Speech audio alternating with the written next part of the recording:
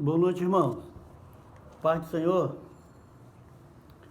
Hoje nós estamos na nossa quarta lição para a mocidade e o título da lição fala sobre uma igreja, dois modos de ser.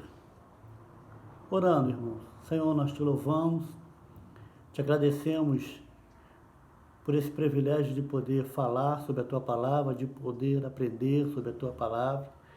Tu venha ter misericórdia de cada um de nós, somos jovens em Tuas mãos, repreende do nosso coração tudo que não Te agrada, vai nos capacitando, nos dando sabedoria. Nós sabemos que estamos num período difícil, qual enfrentamos um vírus que tem ceifado muitas vidas.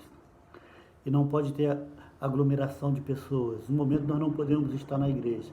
Mas a Bíblia fala que nós somos a Tua igreja, Senhor. E nós Te louvamos por isso. Toma a nossa vida, fala conosco, Senhor. Nos ajuda nessa caminhada, nos capacita, nos dá sabedoria. Nós Te louvamos, Te agradecemos.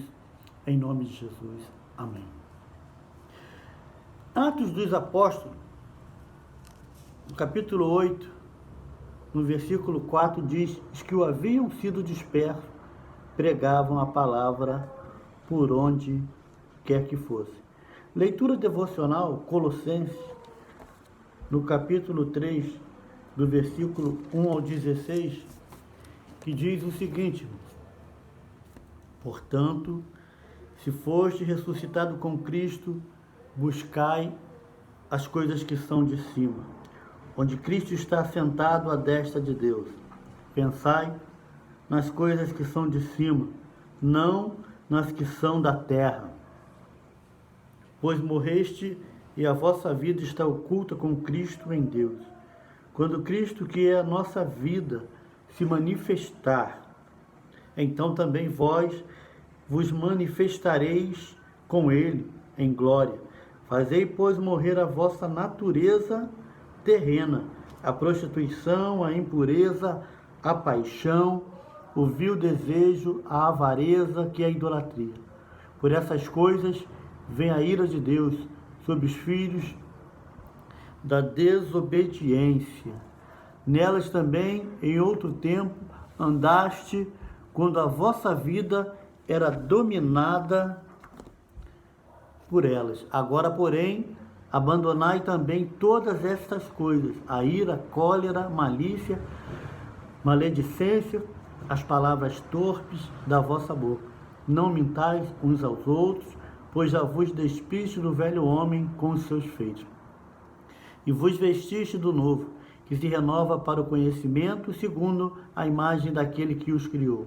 Aqui não há grego, nem judeu, circuncisão, nem circuncisão, bárbaro, cita, servo ou livre, mas Cristo é tudo em todos. Portanto, como eleitos de Deus, santos e amados, revestivos de compaixão, de benignidade, de humildade, de mansidão, de longanimidade, suportai-vos uns aos outros, perdoai-vos uns aos outros, se alguém tiver queixa contra outrem, assim como o Senhor vos perdoou, assim também perdoai-vos.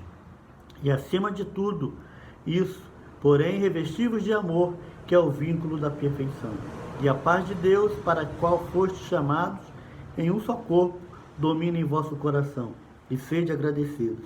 E a palavra de Cristo habita em vós abundantemente, em toda sabedoria, ensinando-vos e aconselhando-vos uns aos outros, com salmos, hinos e cânticos espirituais, cantando ao Senhor com gratidão em vosso coração.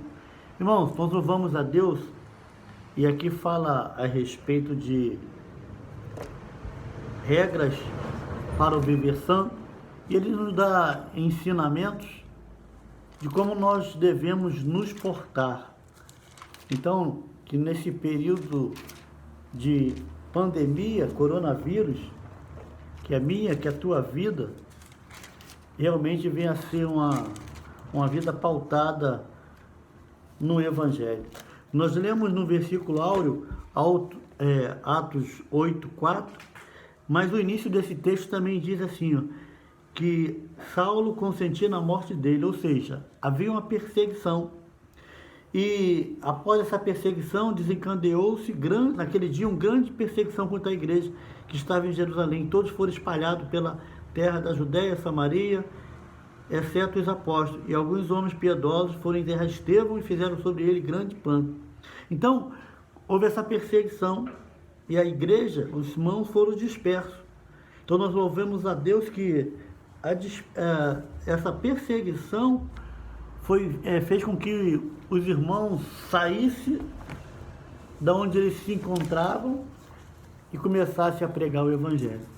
Então, a lição, ela vai falar sobre uma igreja e dois modos de ser.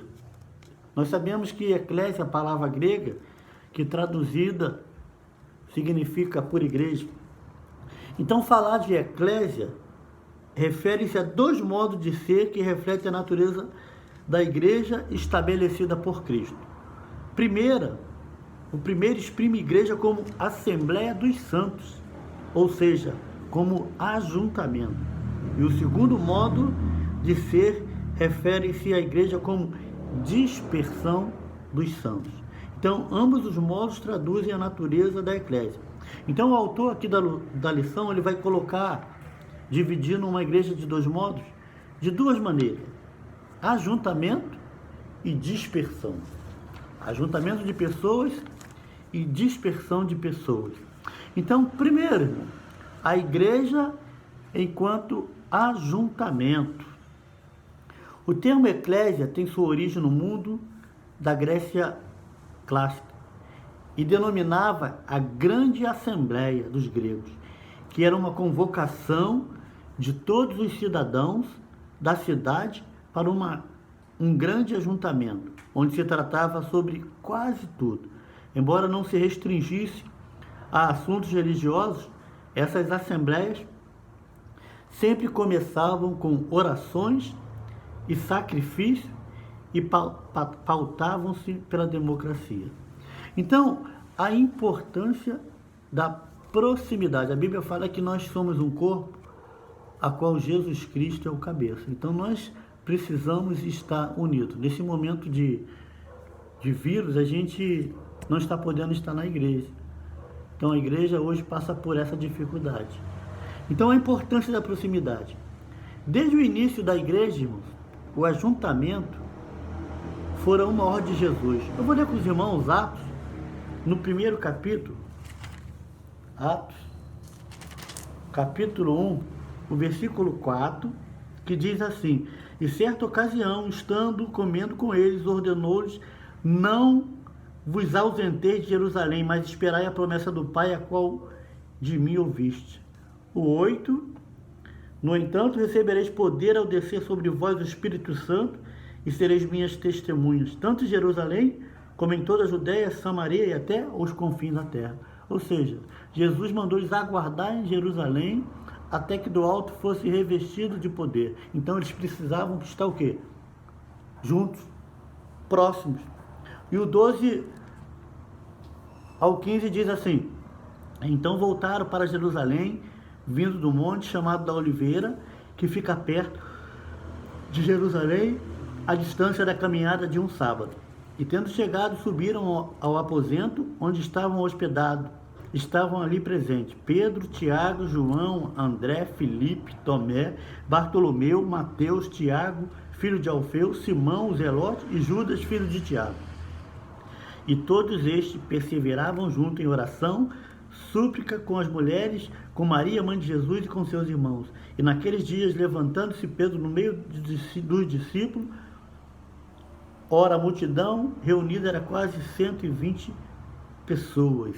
Então eles estavam ali, irmãos, unidos, adorando e buscando ao Senhor. Ou seja, proximidade. Provavelmente estiveram juntos por aproximadamente, irmãos, 10 dias, até que do alto foram revestidos de poder. Então, irmãos, vivemos numa cultura amplamente marcada pelos avanços da tecnologia. Apesar de incomparáveis benefícios que ela nos proporciona, pode facilmente causar uma ruptura nos relacionamentos. Na verdade, a própria noção de relacionamento tende a sofrer novas leituras numa cultura virtual. As chamadas comunidades virtuais, Facebook, Google, Orkut, então já indicam essa releitura, pois propõem uma nova maneira de se relacionar em comunidade. Percebe-se, no entanto, que a nova proposta carece de um elemento básico nos relacionamentos: o convívio face a face. A presença virtual tem seus benefícios, mas não substitui o face a face. Presenciamos assim um número cada vez maior de pessoas conectadas nessas novas comunidades, mas ao mesmo tempo completamente solitárias. Então, a modernidade, né, a tecnologia, ela foi benéfica para muita coisa, mas se nós não vigiarmos, tomarmos cuidado, nós vamos acabar nos isolando e nos tornando pessoas solitárias. Então é para a gente refletir. Nós vemos que a proximidade com os outros, irmãos, ela é indispensável à sobrevivência de cada um e não uma mera opção. Somente juntos podemos estimular, provocar entusiasmo uns aos outros. Eu vou ler aqui com os irmãos Hebreus, capítulo 10, Hebreus 10, 24 e 25, que diz assim: consideremo-nos uns aos outros para nos estimularmos ao amor e às boas obras, não deixando de congregar-nos, como é costume de alguns, mas admoestemo-nos uns aos outros, e tanto mais quando vedes que se aproxima aquele dia. Então, a gente precisa estar junto, irmãos. Proximidade faz bem, mas é com todos. A Bíblia fala que nós não devemos fazer acepção de pessoas. Então, essa unidade tem que ser com todos. Amém? Segundo, irmão, a igreja enquanto dispersão. Há outro elemento presente no sentido da palavra eclésia, que deve ser ressaltado. Eclésia se refere às pessoas que são convocadas por Deus a se ajuntarem.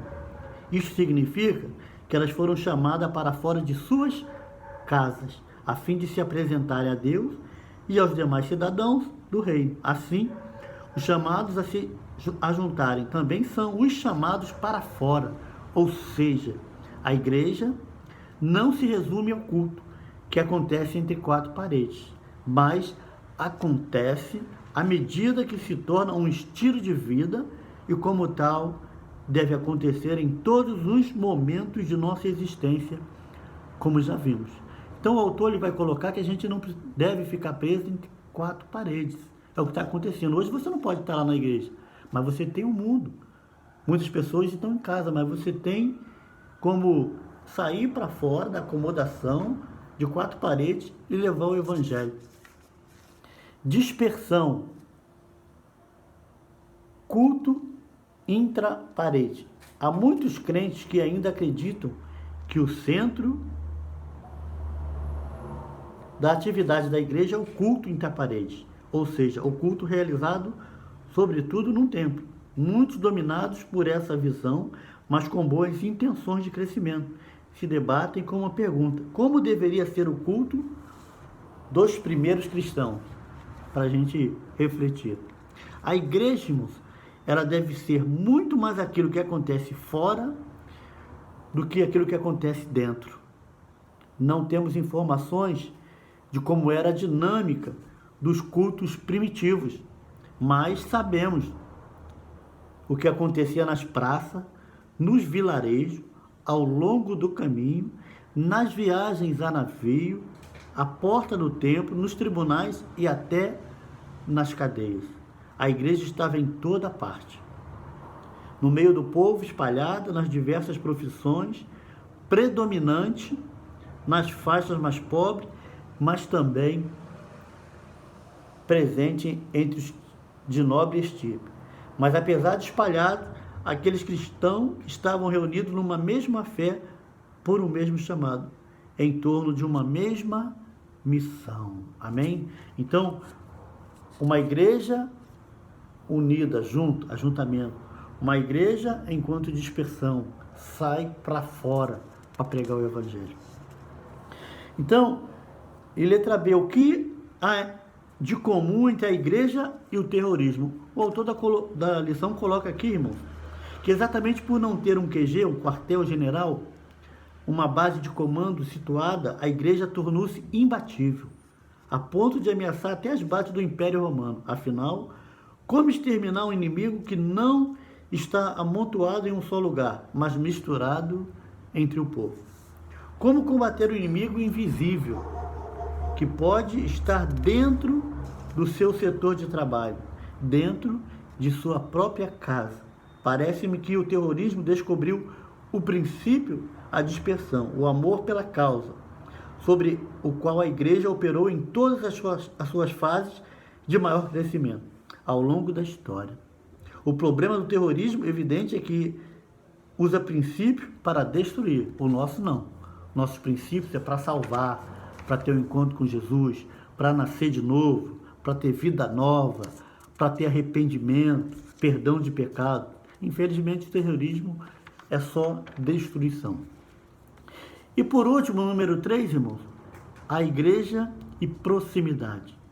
Depois de analisarmos dois modos de ser, ou seja, ajuntamento e dispersão,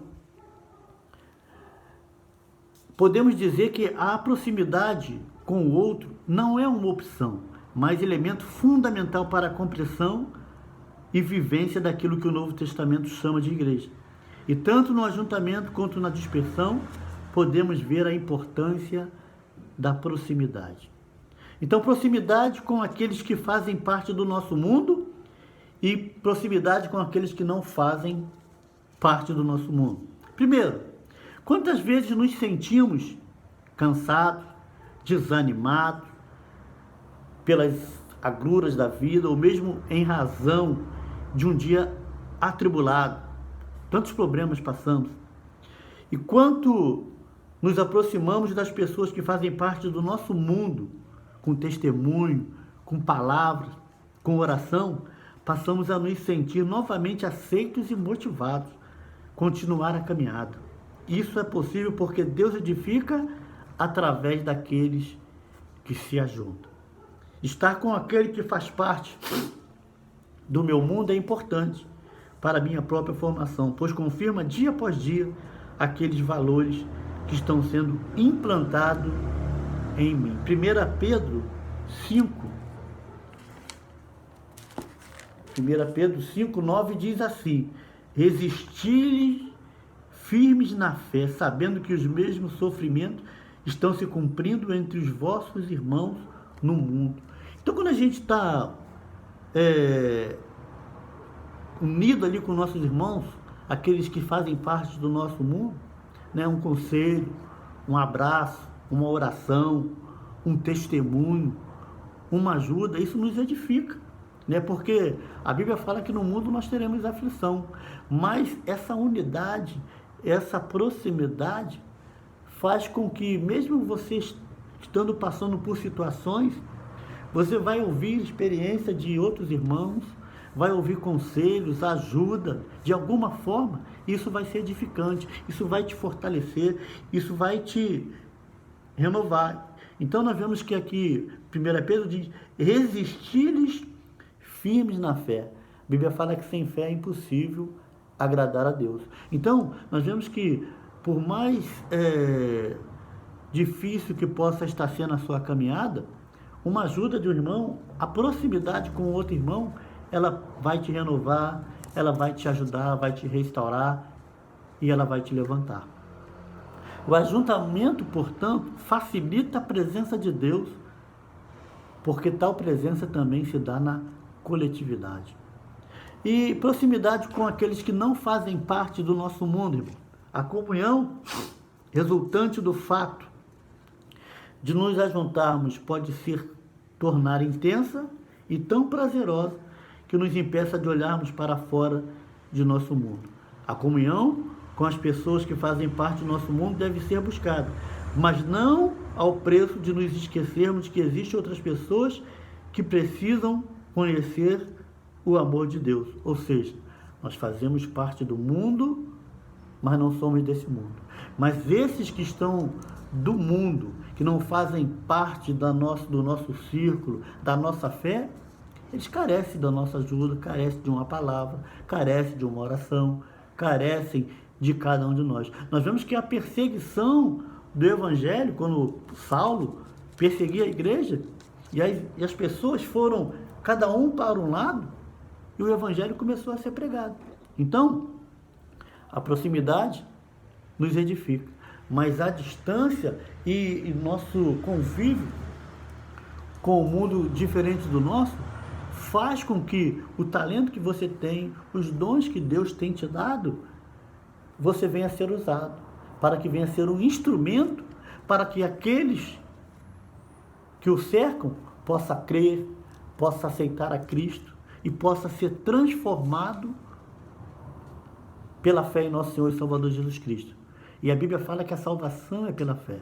Então, nós fazemos parte de um mundo, e no nosso grupo, muitas das vezes, pessoas contrárias à tua fé, mas que precisam ouvir uma palavra minha, sua, para que possa ter esse encontro com Jesus. E concluindo, irmãos, não podemos conceber a igreja a partir de um só dos elementos aqui estudados. Quando assim fazemos, podemos incorrer em dois problemas, ou na monotonia dos relacionamentos e no engessamento das estruturas, que pode acontecer quando se absolutiza o ajuntamento, ou na fragmentação, que pode acontecer quando se absolutiza a dispersão. Então, quanto a este último, deve-se mencionar aqui a tendência cada vez maior verificada no Brasil e em outras partes do mundo de pessoas que estão se contentando em ser crente em casa. Vigie. Nós precisamos estar vigiando. Com base em nossa exposição, deve-se afirmar que isso é um equívoco, pois ignora o outro aspecto da igreja, o ajuntamento. Portanto, o que se quer afirmar é que devemos nos ajuntar por um lado, e nesse caso o templo torna-se importante, mas não resumirmos a igreja a esses momentos, pois ela é mais do que isso. Somos convidados a ser igreja em qualquer lugar. Se é próprio da igreja o ajuntar-se, também faz parte da sua essência o ato de espalhar-se. Se os relacionamentos que se efetivam com pessoas que fazem parte do nosso mundo são necessários, a constituição de cada cristão também o é manter uma proximidade com aqueles que nos são estranhos. Afinal, só através da igreja espalhada as pessoas poderão ouvir falar em suas próprias línguas as grandezas de Deus. Eu vou ler ainda com os irmãos Atos, no capítulo 2, o 11, e vou fazer também duas perguntas para meditação, 2:11, que diz, Atos 2,